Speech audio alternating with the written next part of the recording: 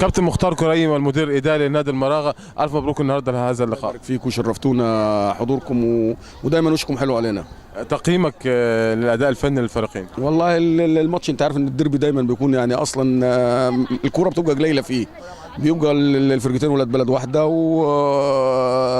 بتبقى العصبيه اكتر والحمد لله يعني الفرقتين طلعوا الحمد لله يعني حبايب ومفيش مشاكل حصلت الحمد لله. برضه يعني الناس كانت متوقعه تحصل مشاكل، احنا الجهازين واحد والفرقتين واحد برضه في البلد واحده، والحمد لله يا ربنا بعد كده كرمنا بالمكسب. يعني شايف ان جماهير المراغه النهارده هي يعني الكاسب الاكبر في هذا اللقاء بسبب الروح الرياضيه اللي يعني نادرا ما بنشهدها في هذا اللقاء الفريقين. طبعا هي الحمد لله برضه الجماهير حتى برضه كانت يعني مثال للتشجيع، ويمكن ان لاحظت انت برضه في نازلين برضه شبان تعالى نادي تعالى، وكان بيشجع الفرقتين برضه يعني، والحمد لله يعني مفيش مشاكل لا بين الفرقه دي ولا الفرقه دي ولا بين الجمهور ده ولا الجمهور ده.